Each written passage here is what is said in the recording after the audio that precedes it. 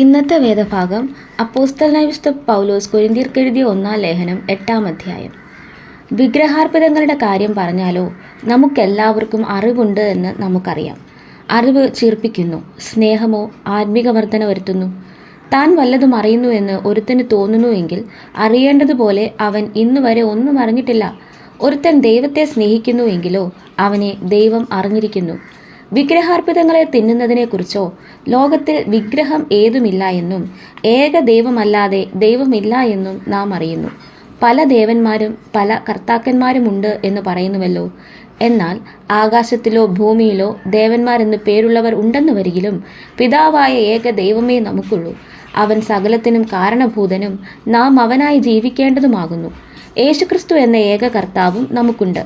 അവൻ മുഖാന്തരം സകലവും അവൻ മുഖാന്തരം നാമും ആകുന്നു. എന്നാൽ എല്ലാവരിലും ഈ അറിവില്ല. ചിലർ ഇന്നുവരെ വിഗ്രഹപരിചയം ഹേതുവായി വിഗ്രഹാർപ്പിതം എന്ന് വെച്ച് തിന്നുന്നു. അവരുടെ മനസാക്ഷി ബലഹീനമാകിയാൽ മലിനമായി തീരുന്നു. എന്നാൽ ആഹാരം നമ്മെ ദൈവത്തോട് അടുപ്പിക്കുന്നില്ല. തിന്നാഞ്ഞാൽ നമുക്ക് നഷ്ടമില്ല, തിന്നാൽ ആദായവുമില്ല. എന്നാൽ നിങ്ങളുടെ ഈ സ്വാതന്ത്ര്യം ബലഹീനന്മാർക്ക് യാതൊരു വിധത്തിലും തടങ്ങലായി വരാതിരിപ്പാൻ നോക്കുവിൻ. അറിവുള്ളവനായി നീ ക്ഷേത്രത്തിൽ ഭക്ഷണത്തിനിരിക്കുന്നത് ഒരുത്തൻ കണ്ടാൽ ബലഹീനനെങ്കിൽ അവൻ്റെ മനസാക്ഷി വിഗ്രഹാർപ്പിതങ്ങളെ തിന്നുവാൻ തക്കവണ്ണം ഉറക്കയില്ലയോ? ആർക്കു വേണ്ടി ക്രിസ്തു മരിച്ചുവോ ആ ബലഹീന സഹോദരൻ ഇങ്ങനെ നിന്റെ അറിവിനാൽ നശിച്ചു പോകുന്നു. ഇങ്ങനെ സഹോദരന്മാരുടെ നേരെ പാപം ചെയ്ത് അവരുടെ ബലഹീന മനസാക്ഷിയെ ദണ്ഡിപ്പിക്കുമ്പോൾ നിങ്ങൾ ക്രിസ്തുവിനോട് പാപം ചെയ്യുന്നു.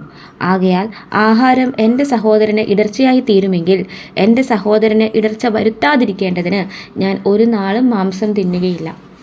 ഈ വചനങ്ങളാൽ ദൈവം നമ്മെ ഇവരെയും അനുഗ്രഹിക്കുമാറാകട്ടെ.